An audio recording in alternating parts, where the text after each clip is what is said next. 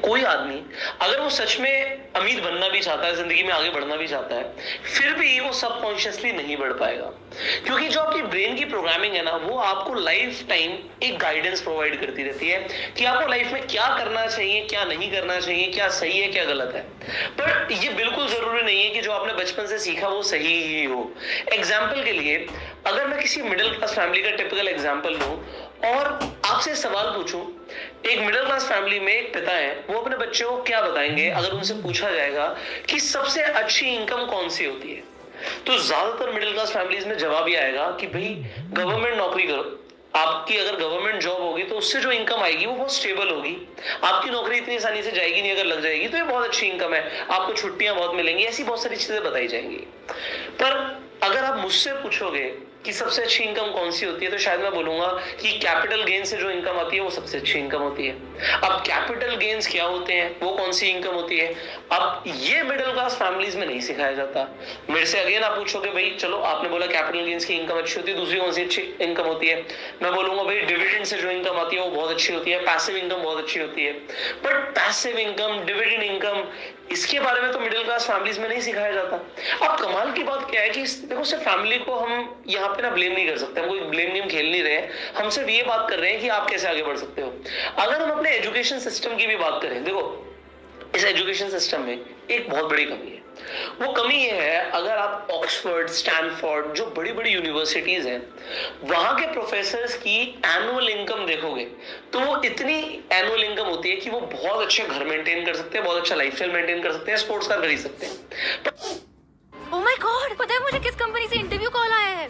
Colleges हैं, in fact private colleges में, वहां पर जो टीचर्स या प्रोफेसर्स हैं उनकी इनकम इतनी होती ही नहीं है कि वो महज गुजारा भी कर सकें अच्छे से, मतलब वो हमेशा स्ट्रगल कर रहे होते हैं। अब जो आदमी खुद फाइनेंशियली स्ट्रगल कर रहा है, वो फाइनेंशियल फ्रीडम के बारे में किसी को कैसे समझा सकता है?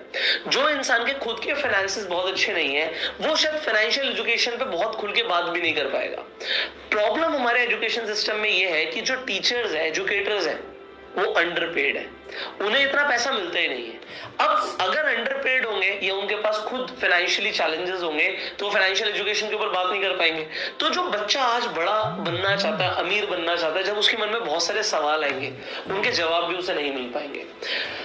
अगर उसी टीचर से पूछा जाएगा कि भाई कौन से करियर बेस्ट है, तो वो बोलेगा इंजीनियर बन जाओ, डॉक्टर बन जाओ, लॉयर बन जाओ, यहाँ पर आपको अच्छी इनकम आ सकती है, क्योंकि उसने वही देखा है।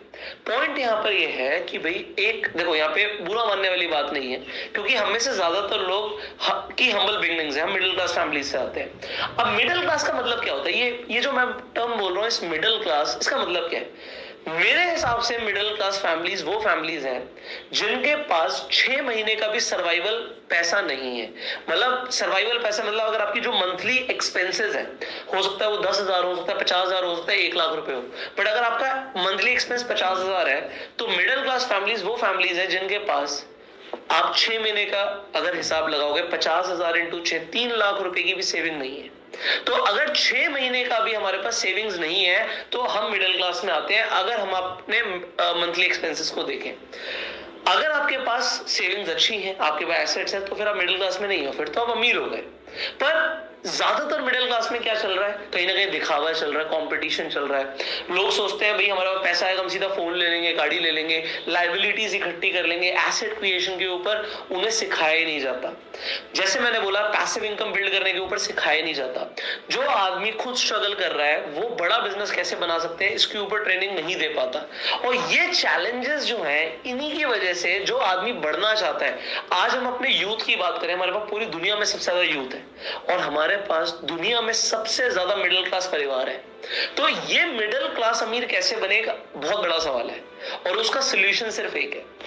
मैं ये नहीं बोल रहा कि मैं किसी को अमीर बना सकता हूं, मैं सिर्फ एक गाइडेंस प्रोवाइड कर सकता हूं।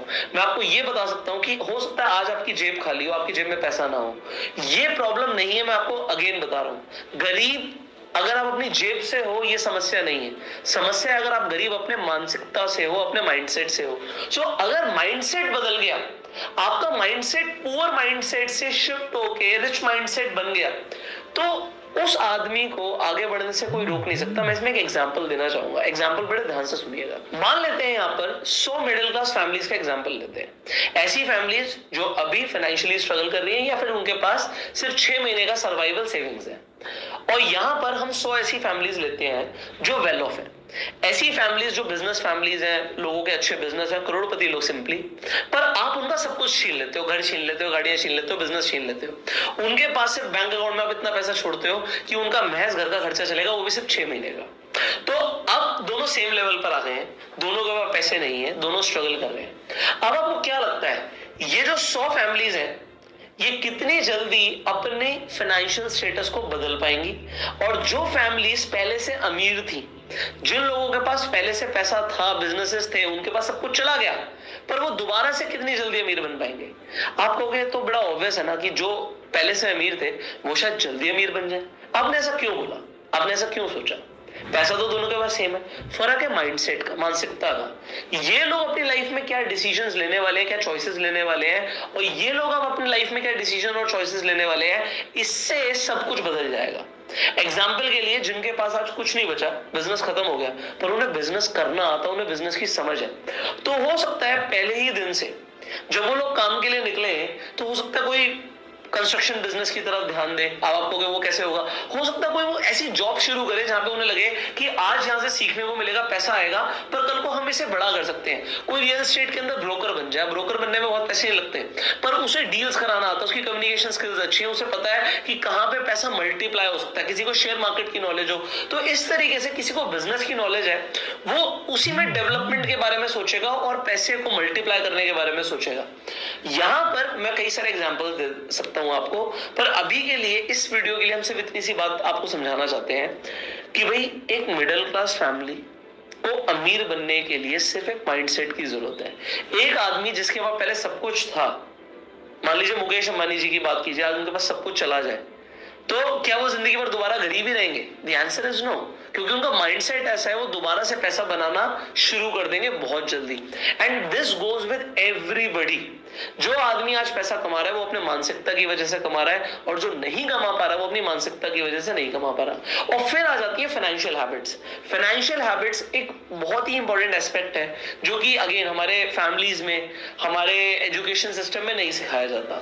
फाइनेंशियल हैबिट्स का मतलब होता है कि आप पैसे को कैसे मैनेज करते हो, कैसे आप उसे इन्वेस्ट करते हो, कैसे आप उस पैसे को मल्टीप्लाई करते हो। तो वो जो पैसे के साथ आपको डिसीजंस लेने हैं, आपकी क्रेडिट कार्ड यूसेज से लेकर, आपकी सेविंग अकाउंट से लेकर, आपके इन्वेस्टमेंट, चाहे वो एफडी में है, चाहे स्टॉक्स में है, चाहे म्यूचुअल फंड्स में है, इन सब को लेकर देयर आर मल्टीपल हैबिट्स, आदतें होती हैं। और कई लोगों को, जो अमीर लोग होते हैं, उन्हें पुश्तैनी आदतें मिल जाती हैं, उन्हें बचपन से कुछ और चीजें सिखाई जाती हैं जो कि मिडिल क्लास फैमिलीज में नहीं सिखाई जाती। एग्जाम्पल के लिए मैं आपसे पूछूं, लोन अच्छी चीज है बुरी चीज है? तो हो सकता है आप स्ट्रेट अवे बोलो लोन बेकार चीज है। आप स्ट्रेट अवे बोलो लोन बेकार चीज है, हो सकता है आपके फादर ने बोलो बेटा लोन ना लो, लोन बेकार चीज है। बिल्कुल हो सकता है उन्होंने बिल्कुल ठीक बोला अपने एक्सपीरियंस के हिसाब से, पर आप एक चेक कीजिएगा रिलायंस ग्रुप के ऊपर कितना कर्जा है, या फिर टाटा ग्रुप के ऊपर कितना कर्जा है, या फिर जिस स्टेट पर में आप रहते हो स्टेट के ऊपर कितना कर्जा है, या फिर हमारे पूरे इंडिया के ऊपर कितना कर्जा है। ये जो कर्जा है, ये डेट है, ये जरूरी नहीं है कि गलत ही हो, इसे आप अपने फेवर में भी यूज कर सकते हो। पर डेट को कैसे यूज किया जाता है, कैसे उससे ग्रो किया जाता है, ये नहीं सिखाया जाता।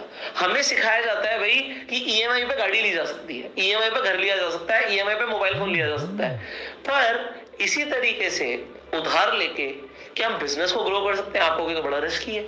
सो इसी तरीके के बहुत सारी चीजें हैं जो कि सीखने को हमें नहीं मिलती, सीखनी जरूरी है। सो अब अगर वो जरूरी है तो शायद आप बोलेंगे कि हमें एक ऐसा ट्रेनिंग प्रोग्राम चाहिए जिसमें ये सिखाया जाए कि कैसे हमारा माइंडसेट चेंज हो सकता है, हमें कैसे सही फाइनेंशियल हैबिट्स मिल सकती हैं, और कैसे हम अपना फाइनेंशियल ट्रांसफॉर्मेशन कर सकते हैं। मेरी भी काफी हम्बल बिगिनिंग्स थी और मैंने काफी स्ट्रगल भी किया है, और अपने लाइफ में ना ठोकर खा के बहुत सारी चीजें सीखी हैं। ये है इंडिया की आया तो समझ आया कि क्या सही है क्या गलत है। तो अगर आपको ऐसा लगता है कि आपको भी उस लर्निंग की जरूरत है जो मुझे ओवर द ईयर्स मिली है, हो सकता है मैं आप में से कई सारे लोगों की हेल्प कर पाऊं, हो सकता है आप में से कई सारे लोग ऑलरेडी काफी लाइफ में आगे हो सकता है मुझसे भी बहुत आगे हो, तो मैं अपना कॉन्ट्रीब्यूशन दे सकता हूं, जितना मुझे आता है कम से कम मैं आपको उतना सिखा सकता हूं, जिससे शायद किसी की लाइफ में थोड़ा सा ही सही पर इम्पैक्ट जरूर आ सकता है, और वो फाइनेंशियल ट्रांसफॉर्मेशन की जर्नी में कहीं ना कहीं आई कैन कॉन्ट्रीब्यूट, ऐसा मुझे लगता है। पर वो हम ऑन डिमांड ही आपके लिए बनाएंगे। So it will be free of cost, I am not going to charge even a single penny from you guys. अब फ्री है इसका मतलब ये नहीं कि वैल्यूएबल नहीं है, बहुत ज्यादा वैल्यूएबल इंफॉर्मेशन होगी आपको लाइफ में आगे बढ़ने में, राइट डिसीजंस लेने में। एक ऐसी सीरीज हम क्रिएट कर सकते हैं जो आपकी काफी हेल्प करेगी। तकरीबन 40 टॉपिक्स रहेंगे इस सीरीज के अंदर, और इस सीरीज को हम नाम दे सकते हैं 40 डेज टू फाइनेंशियल ट्रांसफॉर्मेशन। अगर आपको फाइनेंशियल ट्रांसफॉर्मेशन लेकर आना है तो 40 ऐसे टॉपिक्स हैं जिसके ऊपर मुझे ऐसा लगता है कि आपको सीखने की जरूरत है, and we can create it for you, on demand रहेगा। एक चीज और है, क्योंकि हमारा परिवार बढ़ता जा रहा है तो ये मेरी तरफ से एक गिव अवे भी रहेगा। जब तक ये सीरीज कंप्लीट होगी, 40 टॉपिक्स कवर होंगे, तब तक मुझे लगता है हमारा परिवार 1 करोड़ लोगों का हो जाएगा, मतलब 10 मिलियन सब्सक्राइबर्स हमारे यूट्यूब पर ही हो जाएंगे। सो एक बहुत बड़ा माइलस्टोन है definitely. Success is always a journey, it is not a destination. तो डेस्टिनेशन नहीं है, पर एक बीच में एक पड़ाव है, हमने एक पड़ाव तक पहुंच रहे हैं तो उसे हम सेलिब्रेट भी करेंगे। सो ये 40 दिन की जो सीरीज रहेगी, पहली बात तो ऑन डिमांड आएगी। दूसरी चीज, अगर मैं इसे बनाऊंगा, अभी तक मैंने बनाना शुरू नहीं किया है, पर अगर मैं सीरीज को क्रिएट करता हूं तो हम एक हर ऑल्टरनेट पर आपको एक वीडियो देंगे, ऐसा मैंने प्लान किया था कि हर ऑल्टरनेट डे पर इसी चैनल पर आपको एक वीडियो मिलेगी। हर एक वीडियो अपने आप में एक फाइनेंशियल लेसन होगा, और बहुत ही ज्यादा उसका इंपैक्ट होगा आपके माइंडसेट पर, आपके डिसीजंस पर, और आपकी आने वाली जिंदगी पर।